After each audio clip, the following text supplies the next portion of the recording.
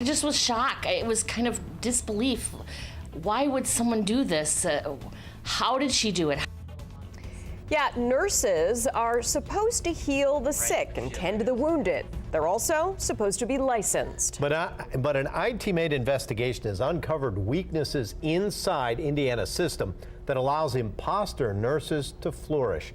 IT-mate's Bennett Haeberle explains what they are. Bennett? David, every other year, nurses are required to renew their licenses. Most states offer this through password-protected websites. Indiana is one of 5 states with lesser requirements, which we found can easily be manipulated. Anything we can do to help people who are really in desperate need. Holly Amick spends her free time online. And it's just amazing the needs that are out there. She's part of a Facebook prayer group that offers a helping hand to those in need. Everything is volunteer. Several months ago, Holly discovered another nurse had helped herself to her nursing license. Right here by my thumb was the information that she had listed on her LinkedIn account. Turns out authorities believe Holly's license had been accessed by another Holly, Holly Wide. I just was shocked. It was kind of disbelief. Why would someone do this? How did she do it? How did she get my social security number? How did this happen? What we do know is that Holly Amick is a registered nurse and Holly Wide is a licensed practical nurse, which requires less training. And court records show that Wide used Amick's RN license to get a job at this Columbus Rehabilitation Center, where she worked for more than a year as the director of nursing. Why would someone want to steal a nursing license from someone? Investigators believe that a large deal of her time was spent as an administrator, but she did have contact with patients. Wide's job was 180 miles away from where Holly Amick lives in Lowell, Indiana. But that's not what tipped off investigators. Amick says she first noticed a discrepancy with her address in 2013 when she attempted to renew her license online. The address was different. It was a completely different address.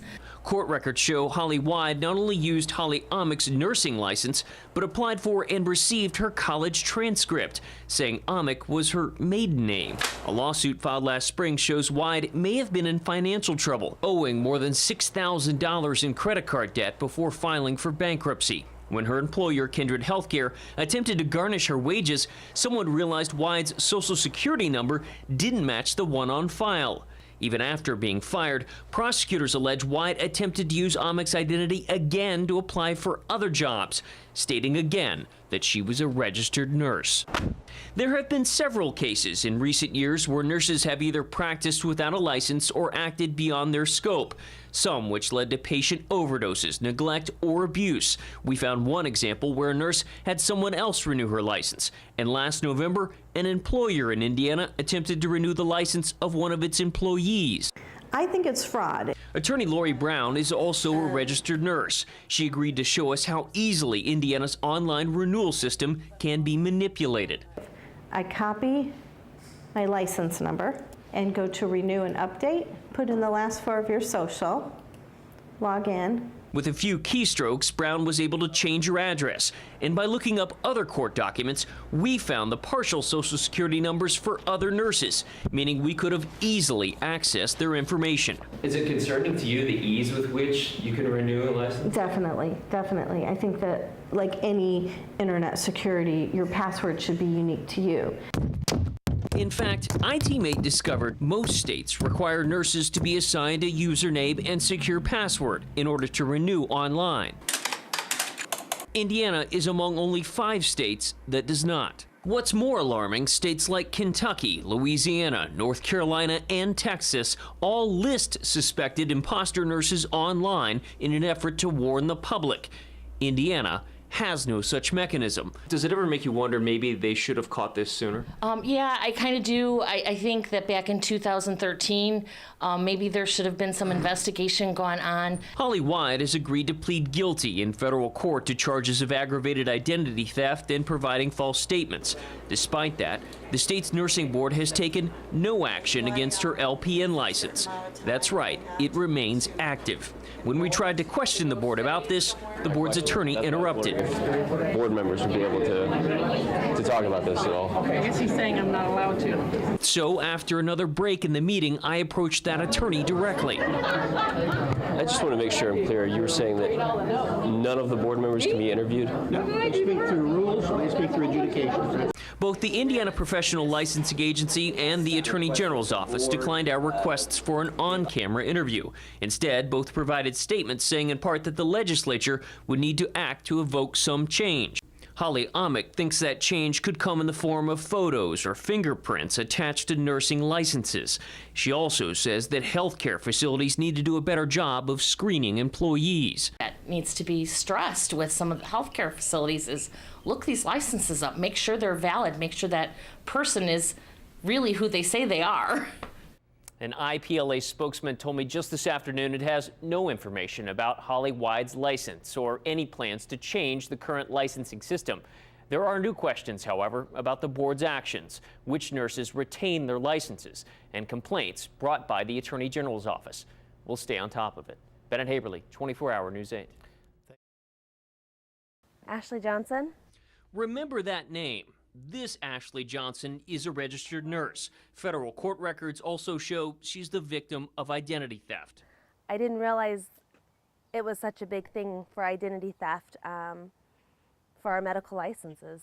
Prosecutors say another woman, named Ashley Johnson, with the same middle initial of N, used this Ashley's nursing license number to apply for and get a job at this Indianapolis nursing home. Well, first of all, I was hoping that this lady hadn't done anything crazy that I would have to go to court over or try to just defend myself as to that wasn't me and I didn't commit that crime. Court records show that woman gave a patient the wrong medication. In April, when the facility questioned the imposter, that Ashley Johnson claimed she was an RN, even though her college transcript shows she didn't graduate. In a statement to ITmate, the Clear Vista healthcare system said they notified the Attorney General's office and that Johnson was suspended and later fired. But court records show that was her second attempt. She's accused of trying the same stunt with another Ashley Johnson's nursing license last fall. This is Ashley. Hi, Ashley. This is Bennett Haeberle. I'm a reporter with Wish TV. We called the number listed in the court records for the woman charged. I know what you're talking about, but I didn't agree to plead guilty to identity theft. That's not true. But she hung up when I tried to press her for more information. I was questioning about it, but it's not true. It's a serious problem, and hopefully the prosecution of cases like this addresses it. U.S. Attorney Josh Minkler said this is a disturbing trend. It's the second case of imposter nursing his office has filed this year. These two cases were brought to us. I was not aware of this happening prior to this year. I can't remember it ever happening, so the fact that it's happened twice in such a short time period is a concern to me and something that we're going to look into. An ITmate investigation is prompting change inside the state's professional licensing agency. Yeah, last month, ITmate exposed how easily a nurse's professional license could be stolen or manipulated because of lax security controls. Tonight, Bennett Haeberle uncovers the changes ahead. Bennett. Lori, the state's professional licensing agency says it is looking to make changes to improve its system. It follows our report that uncovered issues with nursing identity theft. Tonight, one of the people charged in one of those cases learns her fate. Holly Wide will spend the next 2.5 years in a federal prison. Hey, Bill, can we talk to you? Can you at least explain why this all happened at all? Her husband had little to say as he left the federal courthouse, but in court, prosecutors said plenty. Prosecutors say Holly Wide was masquerading as another nurse. In fact, she did it for years and did so to hide from her own criminal past. A criminal past, prosecutors argued, that included convictions for theft and fraud in Marion and Johnson counties, a past that would have made it difficult for her to get a job like the one she got at this Columbus Rehabilitation Center that paid her more than $100,000 a year. A job prosecutors say she got by stealing another nurse's identity. Even after Wide was fired last December, when questions were raised about her license, court records show she applied for other jobs using that same stolen identity. It just was shock. It was kind of disbelief. Why would someone do this? How did she do it? How did she get my social security number? How did this happen? The identity belonged to this woman, Holly Marie Amick, a registered nurse from Lowell, Indiana, who ITmate interviewed this spring. The two share the same first and middle names, which prosecutors say Wide used to her advantage. I think her punishment was just. I don't know that it's going to change her federal prison, but let's hope it does. Gives her some time to reflect on what she did. Court documents say Wide was able to steal Amick's identity by accessing the state's professional licensing website, which nurses use every other year to renew their licenses. An ITmate investigation last month exposed how easily that system can be manipulated. Put in the last four of your social. Logging in requires only that nurses use their license number, which is public record, and the last 4 digits of their social security number, which in many cases we found in court records. I think the whole system needs to be changed. I think personal passwords need to be created by each individual person. The state's professional licensing agency says they're now discussing ways to make changes in order to make a more secure system for nurses. That change comes as there are at least 2 other cases of nursing identity theft under investigation. In one case, Shelley B. Wilson faces state charges and is accused of stealing the nursing license of Shelley D. Wilson, a registered nurse. In another case, Ashley Johnson is charged here in Indianapolis with stealing the identity of 2 other nurses by that same name. And there are other questions tonight about the state's professional licensing agency and why it didn't catch issues like this sooner. Amick told me she complained about it in 2013, but the Attorney General's office says that wasn't exactly clear. The other issue, court records show that Wide twice lied to the Board of Nursing back in 2006 and 2008 about her past convictions. It doesn't appear that the board caught that, which could have led to sanctions against her license as an LPN. The AG's office tells me tonight they did not investigate back then because no one made them aware of any concerns at the time. Bennett Haeberle, 24-hour News 8. Bennett. So the state of Indiana is making changes to professional licenses following an ITmate investigation. Our reports uncovered how easily nurses' licenses could be stolen or compromised during the renewal process because of the state's current system. Yeah, ITmate's Bennett Haeberle broke this story. He's here to explain the changes as a result of your reporting. Bennett, tell us what's up. Lori, Dave, these are certainly big changes. The changes not only affect nurses, but dozens of other professions like doctors and dentists that require the oversight of the state. The changes follow after incidents of nurses' identities being stolen. And the new changes include a unique security question designed to protect these professionals. The scheme ended with this woman earning a 2.5-year sentence in federal prison. Prosecutors say Holly Wide masqueraded as a registered nurse, stealing this woman's nursing license in order to get a job at a Columbus, Indiana rehab center. It just was shock. It was kind of disbelief. Why would someone do this? How did she do it? How did she get my social security number? How did this happen? Prosecutors say Wide did it to hide from her own criminal past. And she's not alone. State records and federal court documents show others have tried similar stunts.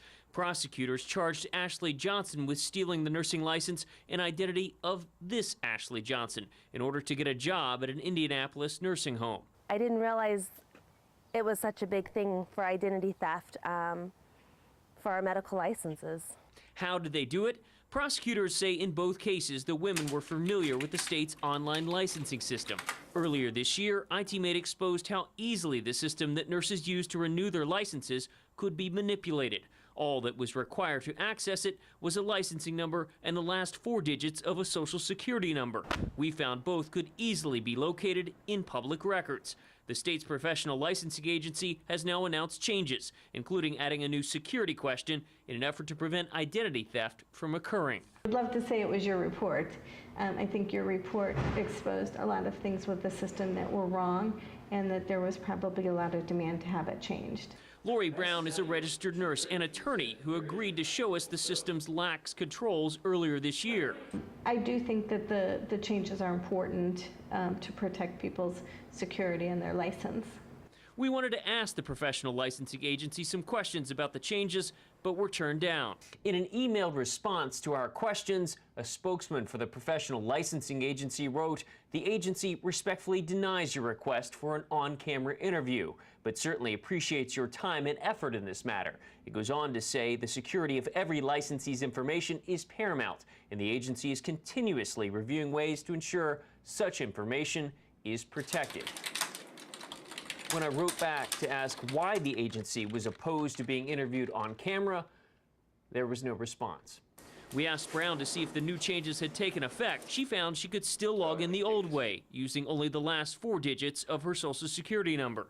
The state says the changes are fluid and will be rolled out for different professions when their licenses are up for renewal. I think that when it does finally get changed for everybody, it will be great because it will be not so easy to impersonate a nurse.